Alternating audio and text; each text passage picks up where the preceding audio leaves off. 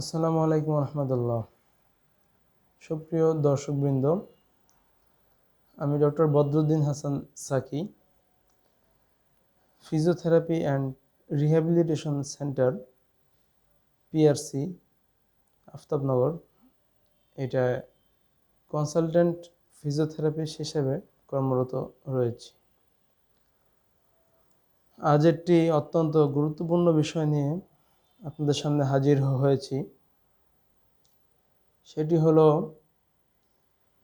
Physiotherapy নিলে কেন ব্যথা বৃদ্ধি পায়। দেখুন, এটি আসলে একটা বড় ধরনের সমস্যা। আমরা যারা আসলে এই ব্যাপারে তেমন একটা বুঝি না, জানাশোনা নেই, তাদের মধ্যে বড় ধরনের একটা এইটা নিয়ে কনফিউশন থেকে যায় যে আমি তো অনেকদিন পরে ফিজিওথেরাপি করলাম, তারপরে আবার ফিজিওথেরাপি নতুন করে শুরু করলাম, কিন্তু দেখলাম যে আমার ব্যথা আরও শুরুর দিকে আরও ব্যথা বৃদ্ধি পাচ্ছে। এটা আসলে কেন হচ্ছে? এটা কি আমার জন্য কি এটা খারাপ কি? মানে আসলে ফিজিওথেরাপি নিয়ে কি আমি সুস্থ হওয়ার বদলে কি আরও ক্ষতিগ্রস্ত হচ্ছি, নাকি আদৌ ভালো কিছু হচ্ছে? এই ধরনের আসলে বিভিন্ন ধরনের প্রশ্ন থাকে। তো এগুলো নিয়ে আজকে একটু আলোকপাত করার চেষ্টা করবো ইনশাল্লাহ। তো প্রথমে আসি যে ফিজিওথেরাপিটা আসলে কি হয়, এখানে আমরা কি কি করি। এখন ফিজিওথেরাপিতে আমরা ওষুধে তেমন ব্যবহার নেই। ওষুধ ছাড়াই আমরা বিভিন্ন ভৌত উপায়ে, যেমন physical agents, manual therapy, electrotherapy, therapeutic exercise, বিভিন্ন ধরনের এক্সারসাইজ, বিভিন্ন মুভমেন্ট টেকনিক, এগুলো অ্যাপ্লাই করে আমরা পেশেন্টের যে সমস্যা সেটা সমাধানের চেষ্টা করি। এখন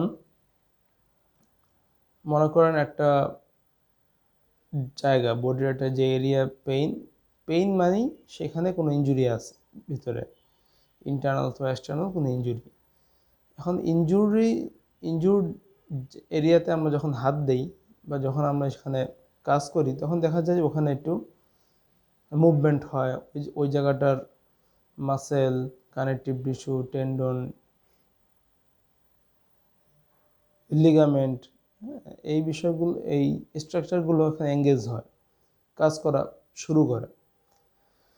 তো স্বাভাবিকভাবে যখন একটা ইনজুর্ড এরিয়াগুলো অ্যাক্টিভ হওয়া শুরু করে, যেগুলো আসলে ইনজুরি হলে ওই জায়গাটা ইনঅ্যাক্টিভ থাকে, তখন আমরা যখন কাজ করি এটা আস্তে আস্তে অ্যাক্টিভ হওয়া শুরু করে, মাসেলগুলো অ্যাক্টিভ হয় মেনলি। তো ওই সময় প্রাথমিক অবস্থায় অ্যাক্টিভ হতে গেলে কিছুটা মাসেল সোরনেস ডেভেলপ করে, ওই জায়গাটা কিছু লোকাল কিছু ইনফ্লামেশন হয়। তো যার ফলে ওই local inflammation, muscle soreness, strain ইত্যাদির কারণে পেশেন্টের সাময়িকভাবে প্রথম দিকে ব্যথা আসতে পারে, ব্যথা হতে পারে। সেই বিষয়ে আমাদের পরামর্শ রয়েছে। যেমন আমরা বলি, আপনি যদি থেরাপি করানোর পর আপনার পেইন হয়, আপনি সাথে সাথে অ্যাকুট পেইন, তীব্র ব্যথা হলে এখানে আপনি আইসিং করতে পারেন, বরফ দিতে পারেন। আর যদি স্বাভাবিক অবস্থায় থাকে, ব্যথা একটু কম কম লাগে, সেক্ষেত্রে আপনি হিটিং গরম সেকটা অ্যাপ্লাই করতে পারেন এগুলো, এবং একটু বিশ্রামে থাকতে পারেন। বিশ্রাম নিয়ে যখন আপনার ব্যথাটা কমে যাবে, তখন আপনি আবার এক্সারসাইজ আরম্ভ করতে পারেন। এভাবে আমরা পেশেন্টকে আমরা গাইডলাইন দিয়ে থাকি। তো আস্তে আস্তে করে এই যে ব্যথাটা হওয়া মানে আপনার ওখানে কাজ হচ্ছে, মাসেলগুলো এঙ্গেজ হচ্ছে, মাসেলগুলো আস্তে আস্তে প্রাথমিক অবস্থায় মাসেল ডেভেলপমেন্ট বা মাসেল স্ট্রঙ্গার হওয়ার শর্তই হলো গিয়ে মাসেলটা প্রথমেই ইনজুরি হবে। এখানে অনেক অনেক ধরনের টিয়ার্স হবে, ওয়ার অ্যান্ড টিয়ার হবে। তো ওয়ার অ্যান্ড টিয়ার হওয়ার ফলে মাসেলগুলো সেলফ হিলিং করবে। সেলফ হিলিং করলে আস্তে আস্তে এইভাবে মাসেলগুলো ডেভেলপ করা শুরু করবে বা হিল হওয়া শুরু করবে। যার ফলে এতে নিয়ে ভয়ের কোনো কারণ নেই। এটা আস্তে আস্তে করে আপনি যখন এক্সারসাইজের মধ্যে এঙ্গেজ থাকবেন, প্রথম দিকে ব্যথা হলেও এটা আস্তে আস্তে করে ব্যথাটা এমনি এমনি আপনা আপনি কমে যাবে ইনশাল্লাহ।